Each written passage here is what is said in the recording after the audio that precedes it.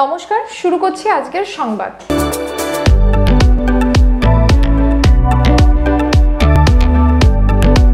সম্প্রতি সুপ্রিম কোর্টের রায়ে এরাজ্যে 26,000 শিক্ষক চাকরিচ্যুত হয়েছেন। এই ঘটনায় সারা রাজ্যে প্রতিটা জেলাতেই এই চাকরিহারা শিক্ষকরা শিক্ষা দপ্তরে স্মারকলিপি জমা দিতে যান, কিন্তু সেখানে তাদের ওপর পুলিশের পক্ষ থেকে বর্বরোচিত আক্রমণের অভিযোগ ওঠে। এই ঘটনার প্রতিবাদে বর্ধমানের কার্জন গেট চত্বরে বুধবার সন্ধ্যায় সুবুদ্ধি সম্পন্ন নাগরিকদের পক্ষ থেকে একটি প্রতিবাদ সমাবেশের আয়োজন করা হয়।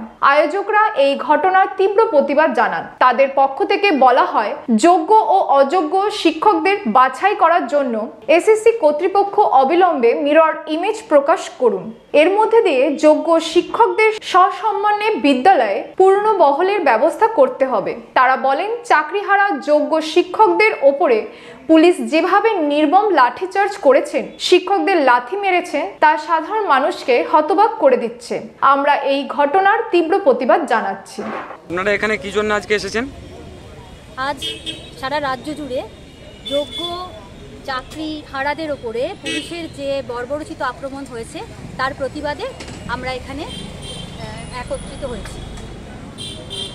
আমরা চাই যে যারা যোগ্য প্রার্থী তারা যেন বিদ্যালয়ে তাদের পুনর্বহাল করা হোক এবং এসএসসি যোগ্য এবং অযোগ্যদের মিরর ইমেজ প্রকাশ করবে, তাহলেই তাদের পুনর্বহালটা সম্ভব। এবং এই যে পুলিশ যোগ্য শিক্ষকদের ওপরে এরকম বর্বরোচিত আক্রমণ করলো, তার প্রতিবাদ হওয়া দরকার। এটা কিন্তু ছেড়ে দেবার বিষয় নয়, এটা খুব সহজে আমরা ভুলেও যাব না, ছেড়েও দেব না।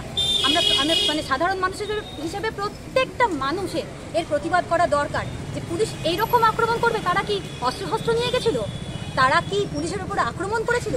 নিরস্ত্র সাধারণ যোগ্য মেধাবী চাকরি প্রার্থীদের ওপরে পুলিশের অত্যাচারটা অত্যন্ত জঘন্য, ঘৃণ্য এবং অমানবিক। এর প্রতিবাদ হওয়া খুব দরকার।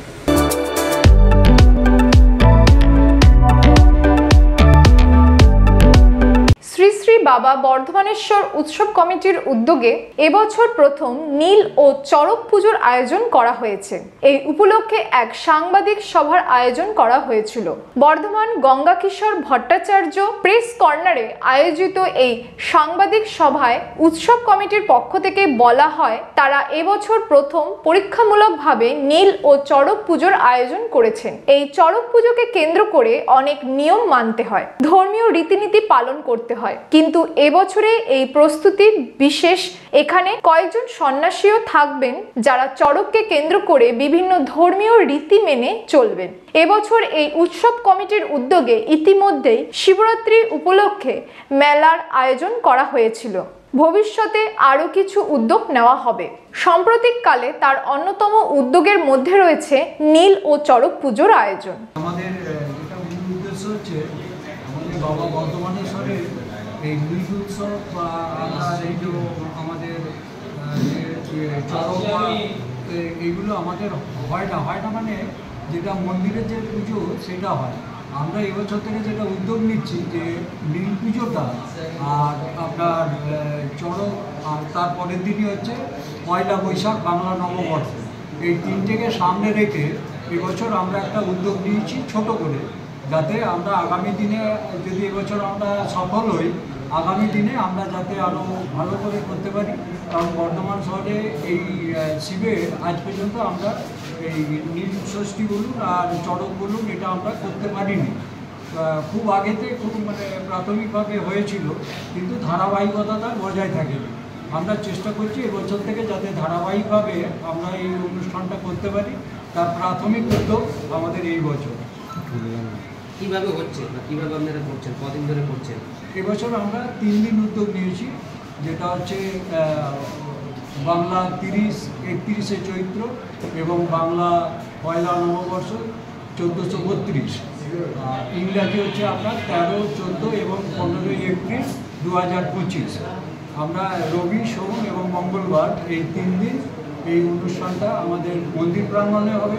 এই উপলক্ষে ইংরেজি 13 তারিখ অর্থাৎ 30 তারিখে, বাংলা 30 তারিখে আমরা একটা র্যালি করছি, যেটা বাবার মন্দির থেকে নিয়ে রাধা আলমগঞ্জ বারালিতলা গড়াইতলা থেকে রাধাবল্লভ মন্দির, রাধাবল্লভ মন্দির থেকে এই যাদের বাড়িতে শিব উঠেছে ওদের বাড়িতে আজ থেকে 300 বছর আগে দুর্গা মা স্বপ্ন দিয়েছে। সেই দুর্গা মাকে ওরা দেশ থেকে আমাদের এই বর্ধমান শহরে এনে প্রতিষ্ঠা করেছে। সেই মন্দিরকে স্পর্শ করে আমরা পাঁচিখানা হয়ে আবার আমাদের বিবেচক সংঘ নাট্যের পাশে যে শনিকালী মন্দির আছে ওই দিক থেকে হয়ে আবার আমরা বাবার মন্দিরেতে গিয়ে আমরা এই অনুষ্ঠানটা শেষ করি।